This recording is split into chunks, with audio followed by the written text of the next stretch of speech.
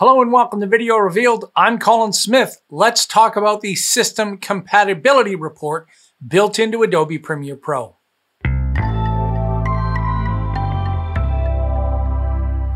Premiere Pro now includes a System Compatibility Report that identifies known issues like out-of-date graphics drivers when you launch Adobe Premiere Pro. You can always get to that from the Help menu. You can save the report, and if you're dealing with Adobe support, then they might ask for this report. It's pretty easy, and let's have a look. So in the Help menu, System Compatibility Report, and there it is. Known conflicts to report.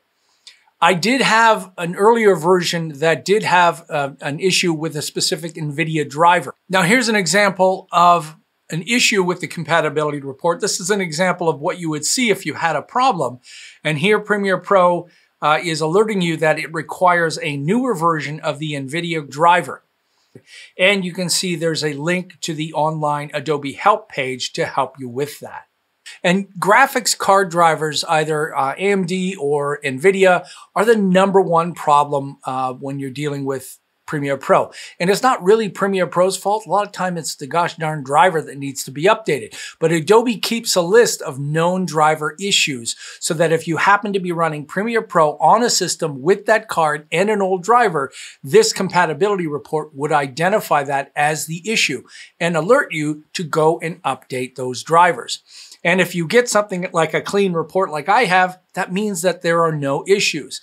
But the next time I load Premiere Pro, if I did update a driver and that driver had a new update that was a known problem, this would have popped up when I launched Premiere Pro. You can also save as this report, so it'll save it out as a text file. I've already done that. Let's go have a look at that.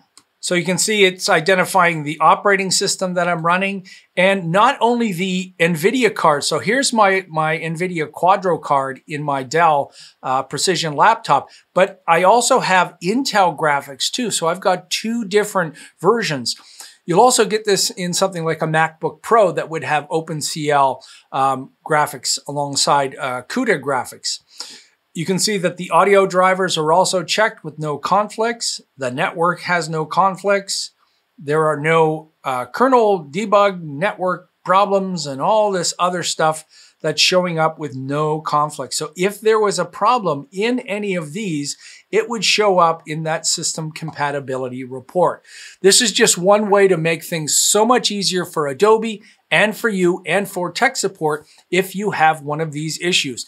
Pay attention to this because this is the one area where you will be alerted when you're starting the application. And these are known issues. So if something just came out, it might take a moment for Adobe's database to be updated as it references this information.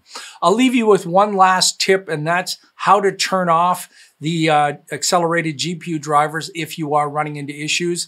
I've got a full tutorial on troubleshooting and this is the #1 thing that you would do. If you just needed to get something exported out and you were having problems, back in Premiere Pro, in the File menu, Project Settings, General, it's the same project settings that you would see when you start a project. In here, you can choose Software Only, click OK. It deletes the previews, and you can see there's a lot of red. It doesn't mean it has to be rendered. It just means that Premiere Pro thinks I can't play this back in real time, but I probably could. I mean, this has nothing to do with the compatibility report. This is just one of those things to keep in the back of your mind. If you've got a driver issue and you don't have time to wait for it to be updated, you can turn off the GPU driver and export that out. So the system compatibility report that's built into Premiere Pro will show you not only the GPU driver issues, but any audio driver issues or any other compatibility that Adobe has as a list of known issues running right now. All right, if you're new to Video Revealed and you found things like this informative, please take a moment and subscribe. We really love it if you'd subscribe. And if you want to support us some more, you can do that through PayPal, like our many wonderful, awesome PayPal supporters. Thanks, everyone. There's a link in the description and the front of the channel. Till next time, I'm Colin Smith, and I'm here to make you feel better about your editing experience.